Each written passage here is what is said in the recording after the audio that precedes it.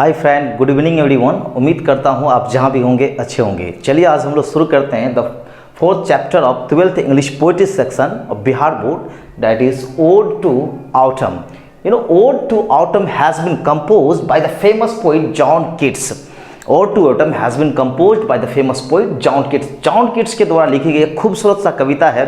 And in this present poem, इस प्रस्तुत कविता में John Keats describes beautifully about the beauty of autumn. इस कविता में कवि बहुत ही खूबसूरत तरीके से जो ऑटम पतझड़ ऋतु की जो सुंदरता है उसके बारे में वर्णन करते हैं। तो हम लोग इसको जब पढ़ेंगे तो इस पर हम लोग जब पोएम को पढ़ेंगे तो ज़्यादा बेहतर हम लोग का कॉन्सेप्ट क्लियर हो पाएगा। अभी हम लोग इसका इंट्रो पार्ट लिखेंगे। ऑड टू ऑटम चैप्टर का ये इंट्रो पार्ट का वीडियो है, तो इसमें हम लोग सिर्फ बात करेंगे जॉन किट्स और जो इंट्रो पार्ट है इस बुक में उस पर हम लोग बात करते हैं। तो आइए पहले हम लोग जो टाइटल गिवन टाइटल है ओड टू ऑटम, इसको समझते हैं कि क्या है ode to autumn.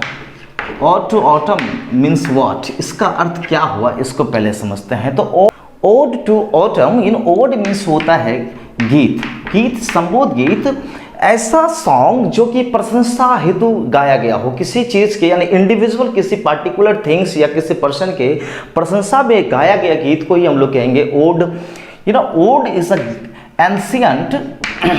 Ancient Greek word. Ode is ancient Greek word. ये एक बहुत ही प्राचीन ग्रीक वर्ड है। एंशियंट मीन्स होता है प्राचीन और ग्रीक इज अ लैंग्वेज और वर्ड मीन्स शब्द। ये ग्रीक का एक शब्द है, ग्रीक वर्ड है, एंशियंट ग्रीक वर्ड है ओड।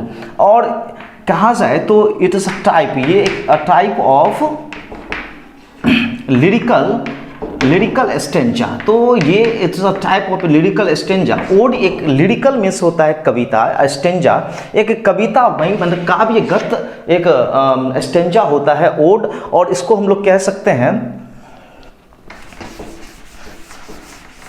या यू कहे ए पोएम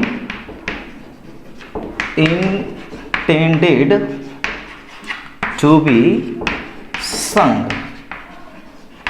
तो यहाँ गाने के लिए ऐसी कविता जो लिखी गई हो गाने के लिए, गीत के लिए प्रयोग की जाती हो, यानी प्रशंसा हेतु जिस गीत के रूप में जिस कविता का रचना किया जाए उसे ही हम लोग ओड कहते हैं। What is autumn? तो ऑटम क्या है इसको भी हम लोग समझते हैं। Autumn is a season. Autumn एक क्या है? मौसम है, ऋतु है। और उस ऋतु में क्या होता है? इस सीजन ऑफ मिस्ट, एक कुहासे यानी कोहरे धुंध का एक मौसम है। और है तो autumn is a season. Autumn क्या एक सीजन है, सीजन ऑफ मिस्ट। ये सीजन है मिस्ट। मिस्ट मिस्ट मीन्स होता है कोहरा यानी धुंध यानी कुहासा भी हम लोग कह सकते हैं। तो सी ऑफ मीन्स का कुहासे का यानी कोहरे का एक ऋतु है, ऋतु कुहासे का एक ऋतु है। एंड इसमें क्या होता है? मेलो फ्रूटफुलनेस मतलब मिठास की प्रचुर मात्रा होती है। एंड इस सब कहा जाए तो एक बॉजम फ्रेंड भी है। ये bosom friend of autumn season is a bosom friend, एक घनिष्ठ, बॉजम मीन्स होता है घनिष्ठ, घनिष्ठ एक मित्र भी है ऑफ मैच्योरिंग सन। किसका? तो ऑफ द सन, मैच्योर सन। जो सन मीन्स सूरज का एक बहुत ही घनिष्ठ मित्र माना जाता है। ऑटम सीजन को, इस पतझड़ ऋतु को माना जाता है कि ये सूरज का एक बहुत ही घनिष्ठ मित्र है। So in this present poem according to the poet John Keats he says here, यहाँ वो ये भी कहते हैं autumn season and the maturing sun is a bosom friend, एक बहुत ही घनिष्ठ मित्र है। And this season the maturing sun and autumn just plans and conspire, यहाँ एक योजना बनाते हैं कि how to load trees with fruits and vegetables, किस तरह से प्रत्येक पेड़ और पौधों को उनके फल और उनके सब्जियों के साथ भर दिया जाए। सो वी कैन से हम यहाँ पे कह सकते हैं autumn is a beautiful season, एक बहुत ही खूबसूरत सा ऋतु है। And it has on music, इनका अपना खुद का संगीत है। So the poet John Keats also suggest to autumn, ये इनको सजेस्ट भी करते हैं। तो ये सब बहुत सारी बातें हैं जो हम लोग जब पोएम को डीपली पढ़ेंगे तो उसमें हम लोग ज़्यादा अच्छी तरीके से समझेंगे। तो ode to autumn is a very famous poem of John Keats. ये जॉन किट्स का बहुत ही प्रसिद्ध कविता है। ओड टू ऑटम कहा जाए तो कंपोज्ड इन 1819, इसका कंपोज किया गया था 1819 में। जॉन किट्स ने इनका 1819 में इनका कंपोज किया था। और ये जो आपको 12th के सिलेबस में दिया गया है, तो this poem consist of 30 3 lines. ये कविता आपको टोटल 33 लाइन्स का है, 33 लाइन का है और divided into and it's divided into 11 lines stanza, 11 lines stanza. देखा जाए तो ये 11 पंक्तियों के 3 स्टेंजा में ये बटा हुआ है। ये टोटल कविता में 33 लाइन्स है, टोटल 33 पंक्ति है, लेकिन इसको 3 स्टेंजा में, यानी प्रत्येक स्टेंजा 11 पंक्तियों का, 11 लाइन का ये 3 स्टेंजा में टोटल कविता ode to autumn John Keats के द्वारा लिखा गया है। और जॉन कीट्स ने इनको बहुत ही खूबसूरत तरीके से इसको क्रिएट किया है। इस क्रिएशन को जब आप पढ़ेंगे तो आप प्रकृति से प्रेम करना शुरू कर देंगे। जॉन कीट्स ने इस कविता में यह भी कहा है कि यह जो ऑटम सीजन है, एक सीजन मिठासों की सीजन है और ये संगीतों का सीजन है। और देखिए अब हम लोग आते हैं कि जॉन कीट्स के बारे में introduction. We introduce with the poet John Keats. John Keats के साथ हम लोग परिचय करते हैं। John Keats was born 31 October 1795। John Keats का जन्म 31 अक्टूबर 1795 1795 को हुआ था एट मूडफील्ड। एक मूडफील्ड इज अ प्लेस, एक जगह है जो कि इंग्लैंड के लंदन में है। तो ये प्रश्न भी आ सकता है कि John Keats belongs to England. John Keats कहाँ के रहने वाले? तो इंग्लैंड के रहने वाले थे। और इनका जो ये वर्थ ईयर है ये याद रखिएगा 1795 1795 में। एंड ही डाइड, वो उनकी मृत्यु हो जाता है 23 फरवरी 1821 1821 में 23 फरवरी को इनकी मृत्यु हो जाता है। तो ये दोनों आपको याद करना ज़्यादा ज़रूरी होता है, बर्थ ईयर और इनकी जो मृत्यु जिस साल हुआ था, ये दोनों आपको ज़्यादा याद करना पड़ता है। हालांकि इसको अगर आप याद नहीं भी करेंगे तो कोई ज़्यादा इंपॉर्टेंट नहीं रहेगा। And he died in Rome, Italy. Italy जो जानते होंगे आप, इटली की राजधानी रोम है। तो रोम में इनकी मृत्यु हो गया था और इनका जन्म होता है इंग्लैंड में। तो John Keats belongs to England. इनका संबंध किससे है? इंग्लैंड के रहने वाले थे। So he is also known as, इनको जाना भी जाता है the greatest English romantic poet. और ये वेरी विविया क्वेश्चन हो जाता है, इस तरह के प्रश्न पूछे जाते हैं कि who is known as the greatest English romantic poet. किसे ग्रेटेस्ट इंग्लिश रोमांटिक कवि के नाम से जाना जाता है? तो उनका नाम है जॉन कीट्स। तो अब देखिए जॉन कीट्स के फादर्स नेम क्या था। जॉन कीट्स के पिता का नाम था थॉमस कीट्स और उनकी माँ जो थी फ्रांसिस जेनिंग्स। तो उनकी माता का नाम था फ्रांसिस जेनिंग। आइए हम लोग इसके बारे में जानते हैं। John Keats fathers Thomas Keats. John Keats के जो पिता थे थॉमस कीट्स 1804 इन 1804 में ही डाइड।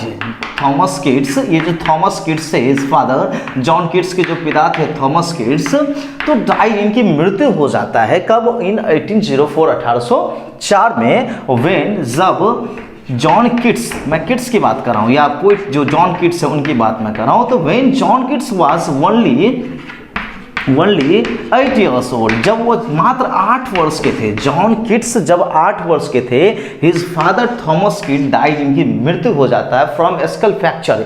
फ्रैक्चर जो हो जाता है गिरने के बाद, after falling of his horse, अपने घोड़े से, हॉर्स मतलब अपने घोड़े से गिरने के बाद इनकी मृत्यु हो जाता है। एंड डाइड टाइम, उस समय John Keats was only 8 years, मात्र उसमें 8 वर्ष के थे। तो आप देखिए कि जॉन कीट्स का जो बचपन है कहीं ना कहीं उनके पिता का साया उनसे बहुत ही जल्द उनके सर से उठ जाता है। और ठीक उसी तरह से जो उनकी माता का नाम है फ्रांसिस जेनिंग्स, सी ऑल्सो डाइड, वो भी मर जाती है इन 1810 1810 में। His mother Francis ginning also died, ये भी मर जाती है। और ये मर जाती है ऑफ ट्यूबरकुलोसिस, और ये टीबी नाम का जो बीमारी है ट्यूबरकुलोसिस, इनसे इनकी मृत्यु हो जाता है। तो आप देखिए ये जो ट्यूबरकुलोसिस नाम का बीमारी है, इसी बीमारी से जॉन कीट्स की भी मौत होगा। तो आपको ये भी पूछा जा सकता है कि John Keats was also died, ये भी John Keats died of tuberculosis. ये टीबी जिसको हम लोग कहते हैं क्षय रोग हिंदी में कहा जाता है। तो died of tuberculosis at the age of only 26 या कुछ किताबों में 25 भी लिखा जाता है। तो आप यहाँ देखिए 26, ऐसे भी देख लीजिएगा आप यहाँ पे जोड़ के। तो 26 एट एज ऑफ 26, मात्र 26 साल की उम्र में जॉन कीट्स की मृत्यु हो जाता है। तो मात्र आपके जो कवि है ओड टू ऑटम के जो कवि है जॉन कीट्स, इनकी मौत देखिए ट्यूबरकुलोसिस से हो जाता है, टीबी नाम की बीमारी से हो जाता है एट द एज ऑफ 26, जब वो मात्र 26 वर्ष के होते। So there is a question his diet कि जॉन डन वाज मैरिड और नॉट, जॉन डन का शादी हुआ या नहीं था। तो John Donne beloved he was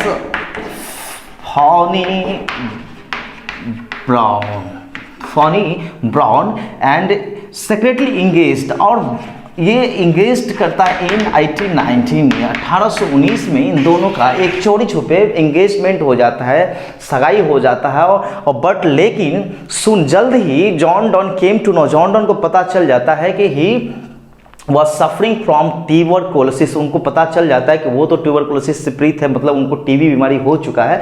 John Donne को पता चल जाता है, तो इसीलिए जॉन डन ने इनसे अपना रिलेशन तोड़ लिया था।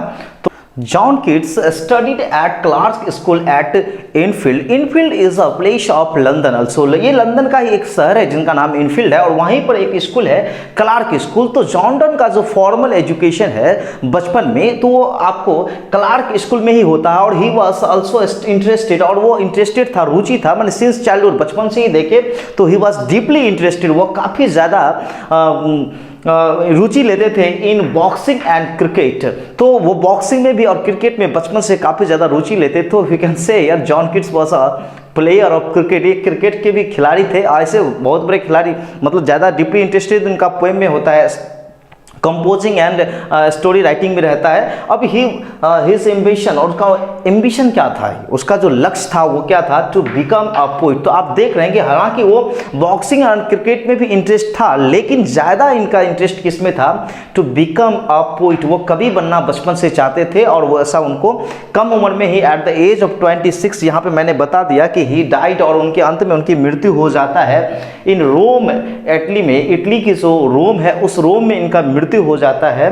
And tuberculosis, he died of tuberculosis यानी टीबी से at the age of only 26, मात्र 26 साल के ही कम उम्र में इनका मौत हो जाता है। तो आप कह सकते हैं उनका बहुत ही जीवन काल बहुत ही छोटा रहता है, लेकिन उसी छोटे जीवन काल में ही उस 26 साल की उम्र में ही उन्होंने अपने जीवन में काफ़ी ज़्यादा मुकाम को हासिल किया, और एक रोमांटिक इंग्लिश के फेमस पोइट के रूप में पूरे दुनिया भर में अपना नाम फैलाया। तो आप यहाँ पर जॉन कीट्स के बारे में देखते हैं कि ओड टू ऑटम की जो जॉन कीट्स की जो फर्स्ट पोइम है, उनका जो पहला कविता है lines in imitation of Spencer, इनकी इस फर्स्ट पोइम का नाम है, ये पहली कविता का बात मैं कर रहा हूँ, फर्स्ट पोइम उन्होंने कंपोज किया था लाइन्स इन इमिटेशन। इमिटेशन का मतलब होता है अनुकरण यानी नकल, ऑफ स्पेंसर पोइट का नाम है, कवि का नाम है। और ये वॉज पब्लिश्ड इन 1814, ये पब्लिश्ड हुआ था आपको 1814 में, ये 1814 में उन्होंने पब्लिश किया था। तो his first poem was published, इनका पहला कविता पब्लिश्ड हुआ था इन 1814